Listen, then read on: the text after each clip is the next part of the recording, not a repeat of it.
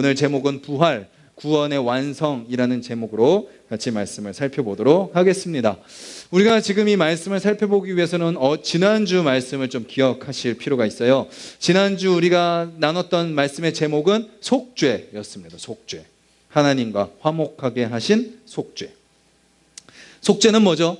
나를 위해 십자가에 대신 달리셔서 피를 흘리심으로 그 피로 나의 죄를 다 씻어 주신 겁니다. 그러므로 말미암아 이제 하나님과 화목하게 하신 거죠. 죄로 하나님께 나아갈 수 없는 우리의 죄를 다 씻어 주셨고 하나님께 나아갈 수 있게 하셔서 이제부터 평생 하나님과 함께 사는 거죠. 그리고 뭐죠? 하나님의 화평을 누리는 겁니다. 그리고 하나님의 말씀 위에 세워지는 거고요. 그리고 또 하나님이 내 안에 거하시는 성전으로 산다라고 우리가 지난주 말씀을 살펴봤습니다. 내가 뭘 더하고 더 노력하고 더 열심을 내는 것, 그것이 중요한 것이 아니라 오직 은혜로 전적으로 예수님의 피 흘리심으로 오직 그의 피로, 그 피를 믿음으로 우리가 새롭게 되었다라고 말씀을 살펴봤었죠. 그리고 또 그 전주는 어떤 말씀이었죠? 성육신이었습니다. 성육신. 육신이 말씀이 되어. 그래서 우리가 지금 복음에 대해서 성육신, 속죄, 부활에 대해서 저희가 순서대로, 복음의 순서대로 말씀을 살펴보고 있죠. 주님이 우리에게 오셨습니다. 인간의 힘으로 죄와 죽음의 저주를 끊을 수 없기 때문에 그것을 끊을 수 있는 유일한 분이신 하나님이 오신 거죠. 이 땅에 오셔서 우리에게 모든 것을 맞춰주셨어요. 마치 할아버지 할머니가 손주에게 맞춰주듯이 그 이상으로 우리에게 맞춰주셨어요. 우리가 입은 육신을 입으셨고 우리가 먹는 음식을 드셨고 우리가 사는 집에 거하셨고 우리가 입는 옷을 입으셨고 우리가 당하는 육체의 고난을 당하시고 우리가 당해야 되는 죽음을 대신 주신 거죠. 그것이 성육신이라는 겁니다. 그래서 주님이 하늘에서 이 땅 가운데 내려오심으로 이 땅에 사는 우리를 하늘을 누리는 자로 우리를 변화시켜 주셨다라는 것이 성육신이라는 거죠. 오늘 나눌 말씀은 부활입니다. 복음은 무엇인가요? 우리가 다시 한번 기억해 볼까요? 예수 그리스도께서 죄인인 나를 위해 오셔서 죽으시고 부활하심으로 나를 구원해 주신 것. 예수 그리스도께서 나의 죄를 위해 이 땅에 오셔서 죽으시고 부활하심으로 나를 구원해 주신 것. 그것이 바로 복음이다라고 말씀드렸어요. 물론 이것이 복음의 어떤 딱 정해진 공식 명칭은 아니에요. 성경에 다양하게 복음을 표현하는 내용은 수많은 다양한 표현으로 표현됩니다. 근데 복음의 핵심을 표현하자면 이렇게 한 문장으로 표현할 수 있는 거죠. 예수님께서 부활하셨다는 것이 여러분들에게 어떤 의미이십니까? 여러분들은 지난 한 주 사시면서 그 부활하신 주님을 묵상하며 사셨나요? 여러분들의 신앙생활에 있어서 그 부활은 얼마만큼의 비중을 차지하시나요? 우리는 어디에 포커스가 맞춰져 있냐면 사랑에 포커스가 맞춰져 있죠. 십자가, 속죄, 성육신, 나를 위해 오셨다라는 그 감격, 거기에 머물러 있습니다. 그런데 복음은 어디서 완성돼요? 구원은 바로 설교의 제목처럼 부활에서 완성되는 겁니다. 와, 부활로 마침표를 찍으시는 거죠. 내가 너를 구원했어 하면서 부활의 도장을 꽝 찍어 주시는 거죠. 그래서 부활이 없는 신앙생활은요, 반쪽짜리 신앙생활, 모래 위에 집을 지은 신앙생활과 같습니다. 그저 이 땅에서의 삶을 위한 신앙생활이 될 수밖에 없는 거죠. 자, 오늘 말씀을 통해서요, 우리가 부활을 다시 한번 좀 확인하는 시간이 됐으면 좋겠어요. 물론 오늘 설교가, 오늘 말씀이 부활에 대한 모든 것을 이해하기에는 너무나도 한계가 많은 시간이지만 그래도 오늘 말씀을 통해서 여러분들이 부활이라는 단어를 다시 한번 생각해 보시기를 바랍니다. 그리고 여러분들의 신앙생활에 있어서 부활이 어떤 의미인가를 조금 더 고민해 보는 기회가 되셨으면 좋겠습니다. 오늘 본문은 이렇게 시작해요. 12절에 그리스도께서 죽은 자 가운데서 다시 살아나셨다 전파되었거늘. 무엇이 전파됐나요? 예수 그리스도께서 죽은 자 가운데서 부활하셨다라는 것이 전파됐다는 것이에요.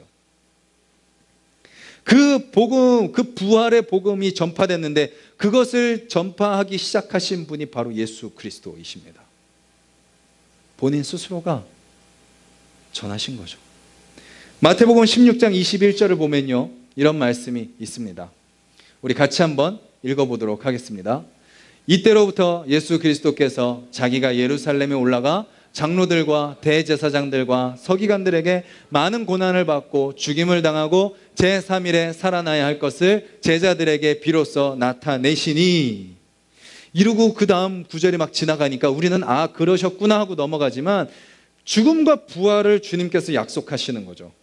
그리고 마태복음 17장에 넘어가면 또 두 번째로 말씀하시고 20장으로 넘어가면 거기서 세 번째로 말씀하십니다. 주님이 이렇게 반복해서 이야기하시는 이유는 꼭 알아야 된다라는 거죠. 죽음뿐만 아니라 무엇도요? 부활도요. 그리고 사도행전 1장 3절을 보면요, 진짜로 부활하셔서 제자들과 40일 동안 함께 하십니다. 기억하세요. 실제로 부활하셔서 제자들과 40일 동안 함께 하세요. 믿지 못하는 도마에게 뭐도 보여주세요? 못자국 난 손, 창자국도 보여주십니다. 40일 동안 제자들과 함께 하시고 승천하시는 거죠. 예수님이 직접 그 부활을 증거하시고 보여주셨습니다. 그리고 그 부활을 처음 목격한 자들이 누군가요? 여인들입니다. 마태복음 28장 1절에서 10절은 처음 부활을 목격한 여인들의 이야기가 나와요. 그 중에 8절에서 10절의 내용을 보면 이런 말씀이 나옵니다. 그 여자들이 무서움과 큰 기쁨으로 빨리 무덤을 떠나 제자들에게 알리려고 다름질할세. 이미 예수님은 무덤에 안 계시고 천사가 그 자리에 있다가 예수님의 부활을 알립니다. 여인들이 먼저 그 부활의 소식을 듣고요, 제자들에게 달려갑니다. 그런데 누가 만나주세요? 예수님이 만나주시는 거죠. 그리고 10절에 말씀하십니다. 무서워하지 말아라. 내 형제들에게 갈릴리로 가라 하라. 내가 거기서 그들을 만날 것이다. 제가 전에도 부활에 대해서 설교를 드릴 때 그 말씀을 드렸어요. 성경이 사실일 수밖에 없는 이유, 부활이 사실일 수밖에 없는 이유, 이 당시에 기록들이 정말 공식적으로 인증을 받으려면요, 여자들이 증인으로 사용되면 안 됩니다. 그 당시에 여자는 증인으로 채택될 자격이 없었습니다. 여자가 증인이라는 것은요, 허위라는 거예요. 사람들이 코웃음 치는 내용입니다. 만약에 성경을 썼던 저자들이 그런 것들을 다 인식했다면 뭘 빼야 돼요? 뭘 바꿔야 돼요? 여자들이라는 단어를 빼고 베드로가, 아니면 뭐 권위 있는 어떤 사람이로 바꿨어야 돼요. 그렇게 해서 사람들한테 인정받을 수 있었겠죠? 하지만 그건 가짜죠. 제자들은, 성경을 기록한 사람들은 그것이 사실이기 때문에 그 당시의 문화가 어떠하든 상관없이 여자들이라는 것을 기록한 거죠. 왜냐하면 그것이 진짜니까. 진짜 여자들이 본 거니까. 그리고 베드로 사도는요, 이 여인들에게 부활의 소식을 듣고 무덤에 달려가서 빈 무덤을 보고 어떻게 하나요? 사도행전 2장, 3장, 4장, 5장, 10장 베드로가 설교할 때마다 부활을 선포합니다. 핵심의 부활을 있는 거죠. 그리고 스데반 집사님도 자기를 둘러싼 사람들에게 설교를 하죠. 그때 무엇을 말하냐면 사도행전 7장 55절입니다. 성령이 충만하여 하늘을 우러러 주목하여 하나님의 영광과 및 누구께서요? 예수께서 하나님 우편에 서신 것을 보고 말하는 거죠. 하늘이 열리고 인자가 하나님 우편에 서신 것을 내가 보고 있다. 둘러싸고 있는 사람들, 그들은 누구죠? 스데반의 설교를 듣기 위해 모인 제자들이 아닌 돌을 던져 죽이기 위해 모인 사람들입니다. 그들은 예수가 부활했다라는 이야기마저도 듣는 걸 싫어하는 사람들이에요. 근데 그 사람들 앞에서 스데반이 무엇을 선포해요? 심지어 하나님 우편에 예수가 지금 있다라고 선포하는 거죠. 이것을 말하고 돌에 맞아 순교하십니다. 가룟 유다가 예수님을 배반하고 죽습니다. 그리고 그 빈자리를 채우기 위해 남은 제자들이 그 빈자리를 채울 제자의 조건을 제시하죠. 그 그것이 바로 사도행전 1장 22절에 나옵니다. 항상 우리와 함께 다니던 사람 중에 하나를 세워 우리와 더불어 제자가 되자. 근데 어떤 사람이요? 예수께서 부활하심을 증언할 사람이 되게 하여야 하리라. 다른 것이 아니라 무엇이라고요? 예수께서 부활하심을 증언하는 사람이 바로 제자의 조건이다 라고 말씀하고 계시는 거죠. 그리고 오늘 고린도전서를 기록한 바울도 예수가 부활했다라고 이야기하는 작자들을 잡으러 다메섹으로 가다가 부활하신 예수님을 만나게 되는 거죠. 그리고 예수님이 부활하셨다라는 것을 전하는 사람이 됩니다. 정리하면 예수님의 부활은 본인 스스로 말씀하셨고 보여주신 겁니다. 전혀 증인으로 채택될 수 없는 여인들에게 말씀하셨고 들려주셨고 보여주셨으며 만나주셔서 증언하셨습니다.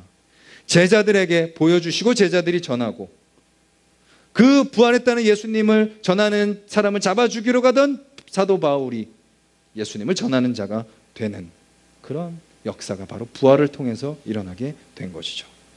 그렇게 예수님의 부활은 많은 증인들에 의해서 전해졌고 지금 우리에게까지도 전해진 것입니다. 그런데 무엇을 이야기하죠? 부활이 전파되었는데 그 부활이 없다고 하는 사람들이 있구나라고 이야기하는 거죠. 그런 종류의 사람들은 여러 부류의 사람들이 있어요.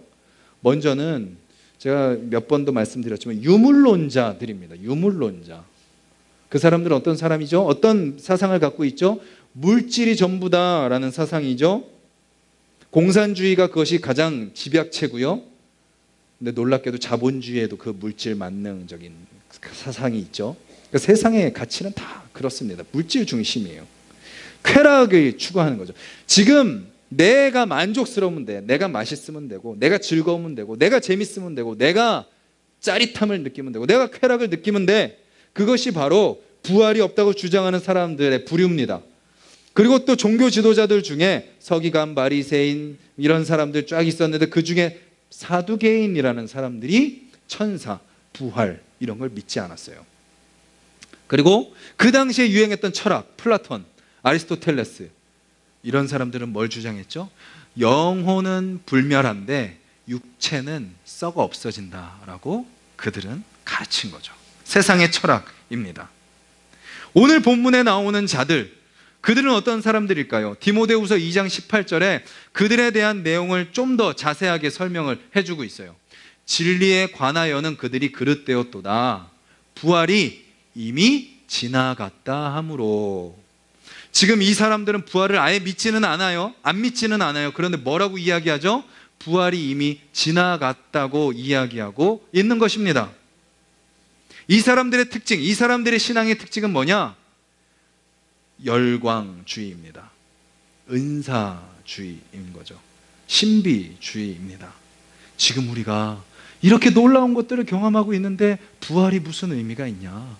이미 우리가 천사와 같은데 부활은 이미 지나갔어.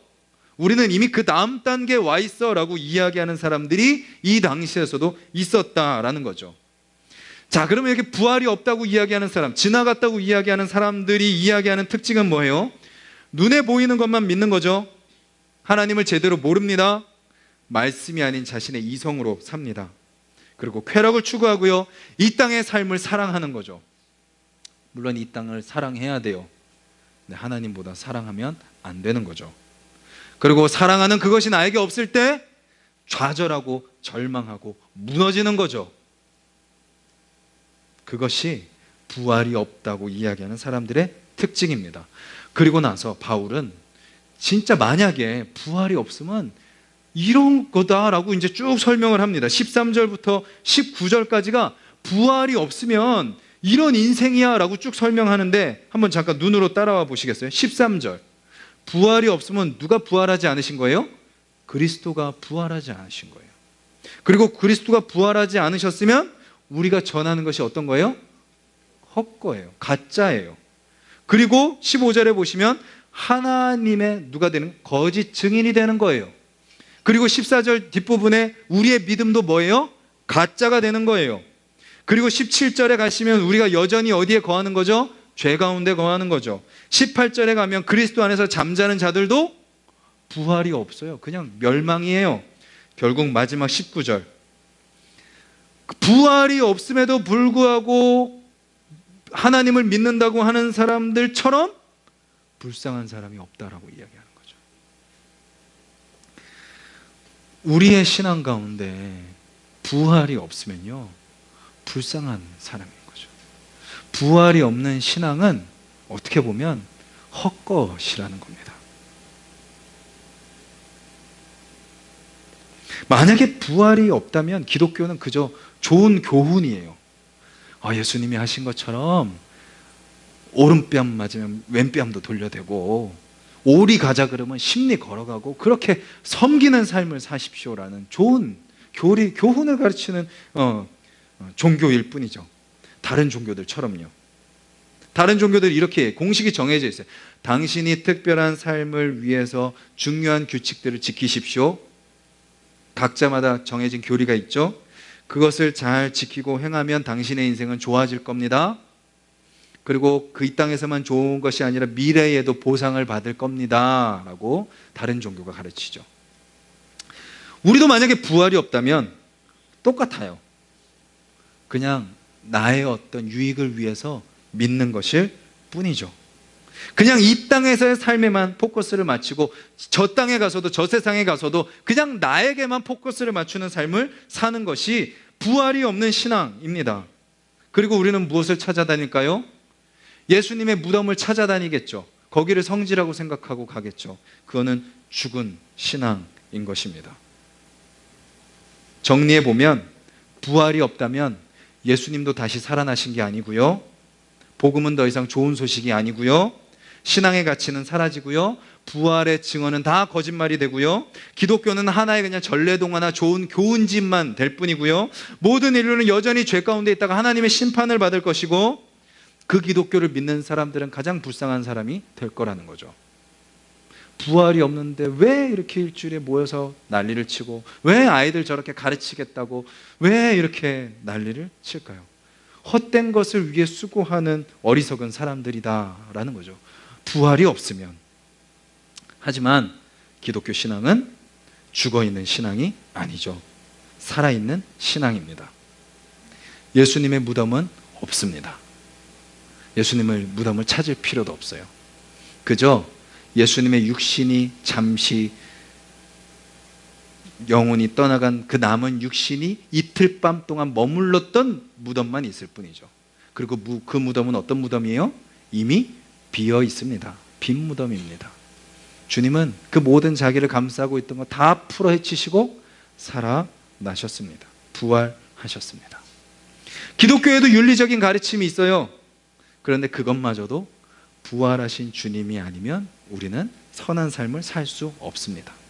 주님의 성육신과 속죄와 부활을 통해서 우리가 진정으로 선한 열매를 맺을 수 있는 거죠.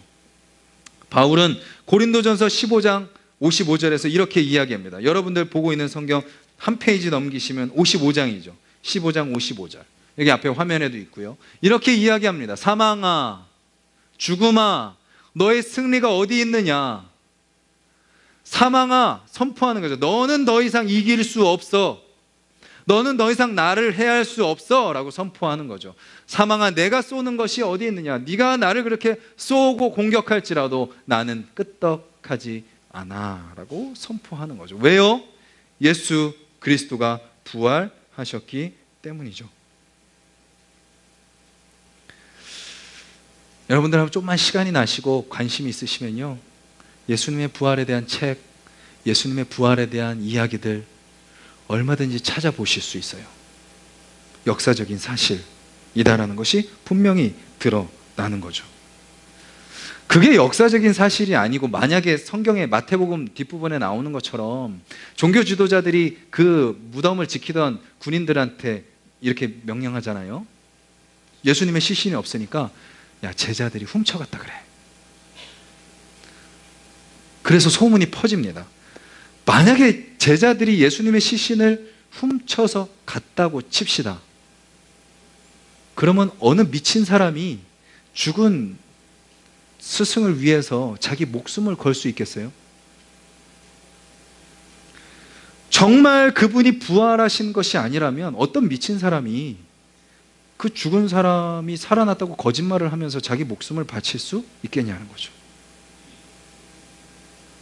사도 바울이 그렇게 죽어갑니다. 예수님의 부활을 외치다가 순교합니다. 스데반이, 베드로가, 모든 사도들이 성경에 기록되어 있지 않지만 예수님의 부활을 증언하다가 다 순교했다라고 구전으로 전해집니다. 초대교회 성도들이 길거리에 횃불이 되고 사자의 먹이가 되고 사회에서 왕따가 되고 배제된 이유가 뭐죠? 부활하신 예수 그리스도를 포기하지 못한 거예요. 그 주님이 부활하신 것이 분명하기 때문이에요. 어떤 고난과 어떤 시험이 다가와도 그거를 빼앗길 수 없는 거예요. 그리고 그것으로 말미암아 내가 죽어도 뭐예요? 나도 부활하니까. 나도 부활하니까. 두렵지 않은 거죠. 여러분들의 신앙에 부활 신앙이 몇 프로 정도 여러분들의 신앙을 차지하십니까? 아까도 말씀드렸지만 우리는 그 사랑에만 포커스를 맞추려고 합니다. 그런데 그 사랑은 부활로 완성이 되는 거죠.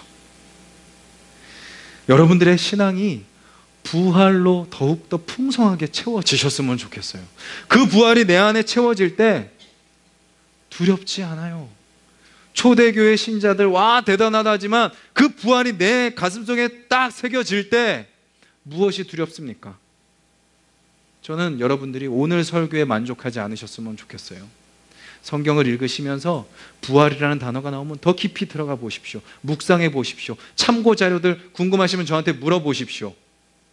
그것을 가지고 부활에 대해서 더 깊이 묵상하셨으면 좋겠어요. 부활을 머리로만 이해하고 그냥 입으로만 중얼거리는 부활이 아니라 그 부활 신앙이 내 안에 어떤 것도 뽑을 수 없는 든든한 그 흔들림 없는 뿌리가 되기를 간절히 소망합니다. 그리고 여러분들의 입술을 통해서 우리가 하나님은 사랑이십니다 라고 전하잖아요. 그런데 부활을 전하시는 여러분들이 되셨으면 좋겠어요. 이 땅의 삶이 전부가 아닙니다. 부활하신 예수 그리스도 그 주님을 전함으로 이 땅에서의 삶에 속아서 이 땅의 삶에 땅만 바라보며 살아가는 인생들을 하늘을 바라보는 하늘의 백성으로 인도하는 여러분들이 되셨으면 좋겠습니다. 부활은 구원의 완성이자 마침표입니다. 예수님의 부활을 통해서 우리가 구원을 얻습니다. 그리고 그 구원받은 자의 마지막은 뭘까요? 부활로 마치게 되는 거죠. 부활로 시작된 구원은 부활로 마무리되게 됩니다. 예수님의 부활이 우리의 부활의 근거가 되는 것입니다. 예수님의 하늘에 앉으심이 우리도 하늘에 앉으실 것이라는 것을 확증해주고 계시는 거죠. 우리 인생이 마치 줄과 같습니다. 여기 마이크 줄이 쫙 이렇게 있죠. 우리 인생이 마치 이 줄이라고 친다면 우리 인생은 얼마만 할까요? 한 요 마이크 앞부분밖에 되지 않을 겁니다. 성경은 우리에게 이 땅의 삶은 이만큼이고 영생이 우리 가운데 놓여있다 말합니다. 마이크 줄은 끝이 있지만 우리에게 주어진 영생은 끝이 없는 거죠. 이 세상에서의 삶에서 영생으로 넘어가는 그 과정 중에 있는 것이 부활인 것입니다. 무엇을 위해서 사시겠습니까? 부활신앙은 결코 우리로 하여금 이 땅에서의 삶을 회피하는 것이 아닙니다. 현실 도피가 아닙니다. 영생이 있는 것을 안다면 지금 이 생의 삶의 목적이 더 분명해지는 거죠. 내일 시험을 보는 수능 학생이 있어요. 그러면 그 학생은요, 몇 시간 자고 밥 몇 분 먹고 몇 분 쉬고 몇 분 공부하고 마지막까지 치밀하게 시간 계획을 세워서 마지막 수능 시험을 들어갑니다.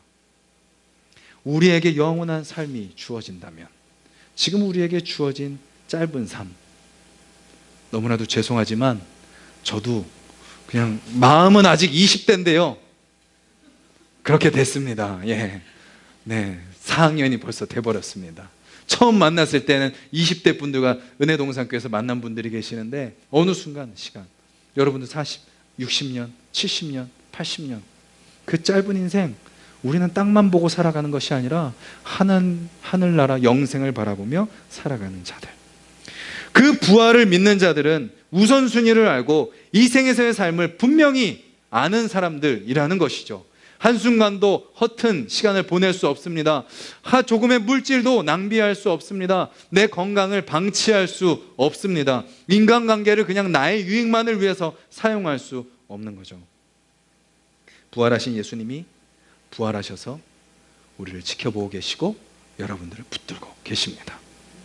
그 주님 앞에서 우리는 예수님의 부활을 더 확실히 붙들고 전하며 살아가야 된다라는 것이죠. 마지막으로 고린도전서 15장 우리가 읽은 본문 제일 마지막 부분에 가면 부활의 신앙, 부활의 교리를 쭉 이야기하고 나서 그래서 너희가 이렇게 살아라 라고 이야기하는 바울의 권면이 나옵니다. 성경을 보셔도 되고 앞에 화면도 있으니까요, 같이 한번 읽도록 하겠습니다. 시작. 우리 주 예수 그리스도로 말미암아 우리에게 승리를 주시는 하나님께 감사하노니 그러므로 내 사랑하는 형제들아 견실하며 흔들리지 말고 항상 주의 일에 더욱 힘쓰는 자들이 되라. 이는 너희 수고가 주 안에서 헛되지 않은 줄 알미라. 아멘. 이 말씀처럼 날마다 부활로 승리를 누리고 흔들리지 않고 헛되지 않은, 정말 주님이 주신 그 사명 감당하는 삶을 살아가는 새로운 일주일 되시기를 간절히 소망합니다.